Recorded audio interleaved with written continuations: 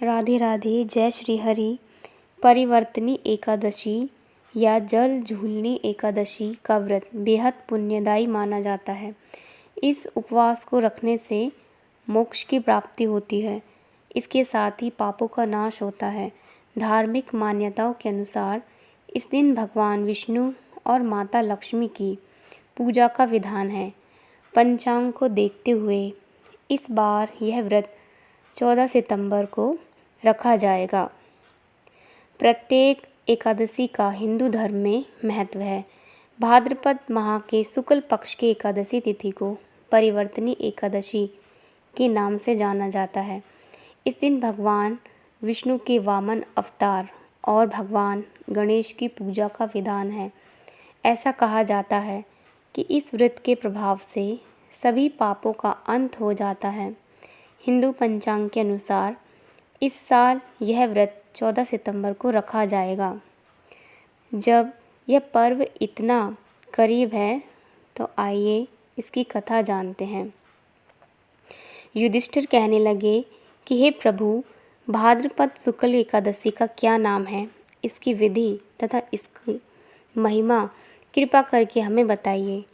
तब भगवान कृष्ण ने कहा कि सभी पापों का नाश करने वाली उत्तम वामन एकादशी की महिमा मैं तुमसे कहता हूँ। तुम इसे ध्यानपूर्वक सुनो। यह पद्मा परिवर्तनी एकादशी जल झूलनी एकादशी भी कहलाती है। इसका यज्ञ करने से वाजपेय यज्ञ का फल मिलता है।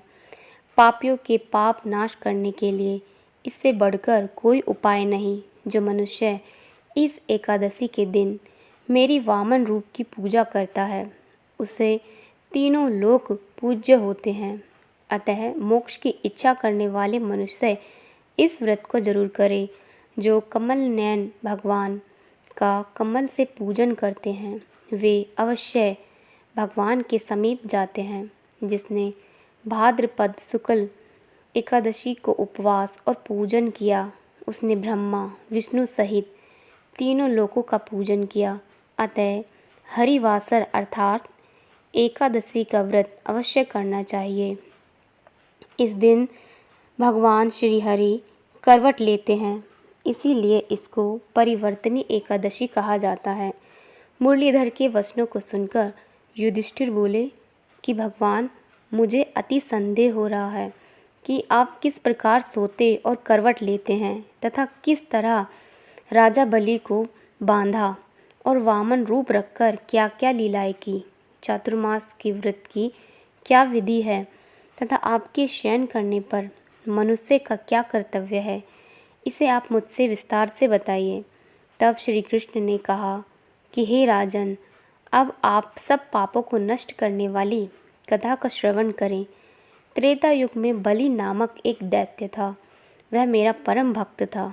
विविध प्रकार के वेद सूक्तों से मेरा पूजन किया करता था और नित्य ही ब्राह्मणों का पूजन तथा यज्ञ के आयोजन करता था। लेकिन इंद्र से द्वेष के कारण उसने इंद्रलोक तथा सभी देवताओं को जीत लिया। इस कारण सभी देवता एकत्रित होकर सोच विचार कर भगवान के पास गए। बृहस्पति सहित इंद्रादिक देवताओं प्रकट प्रभु के निकट जाकर और नतमस्तक होकर वेद मंत्रों द्वारा भगवान का पूजन और स्तुति करने लगे।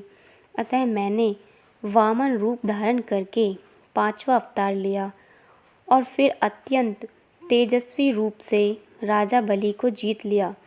इतनी वार्ता सुनकर युधिष्ठिर बोले कि हे जनार्दन, आपने वामन रूप धारण करके उस महाबली दैत्य को किस प्रकार जीता।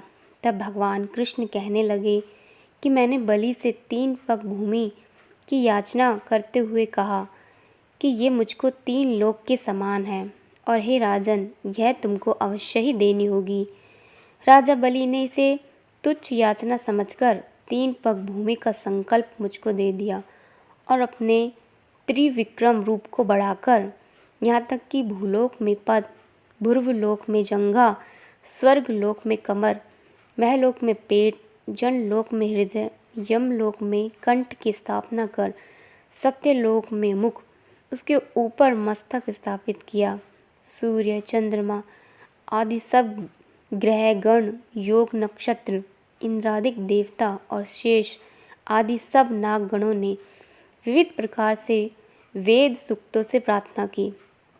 तब मैंने राजा बलि का हाथ पकड़कर कहा कि हे राजन, एक पद से पृथ्वी, दूसरे से स्वर्गलोक पूर्ण हो गए, अब तीसरा पग कहाँ रखूं? तब बलि ने अपना सिर झुका लिया और मैंने अपना पैर उसके मस्तक पर रख दिया, जिससे मेरा वह भक्त पाताल को चला गया। फिर उसकी विनती और नम्रता को देखकर मैंने कहा कि हे बलि, मैं सदैव तुम्हारे निकट ही रहूँगा। विरोचन पुत्र बलि से कहने पर भाद्रपद शुक्ल एकादशी के दिन बलि के आश्रम पर मेरी मूर्ति स्थापित हुई। इसी प्रकार दूसरी क्षीर सागर में शेषनाग के षष्ठ पर हुई।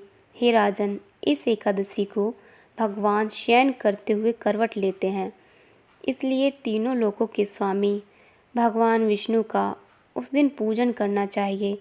इस दिन तांबा, चांदी, चावल और दही का दान करना उचित है। इसके साथ ही रात्रि को जागरण अवश्य करना चाहिए। जो विधि पूर्वक इस एकादशी का व्रत करते हैं वे सब पापों से मुक्त होकर स्वर्ग में जाकर चंद्रमा के समान प्रकाशित होते हैं और यश पाते हैं। जो साधक इस कथा को पढ़ते या सुनते हैं उनको 1000 अश्वमेध यज्ञ का फल प्राप्त होता है और श्री हरि की कृपा सदैव के लिए प्राप्त होती है। बोलो श्री लक्ष्मी नारायण भगवान की जय। इसी प्रकार की अन्य भागवतिक कथाओं के लिए हमारे चैनल के साथ जुड़े रहिए। राधे राधे, जय श्री हरि।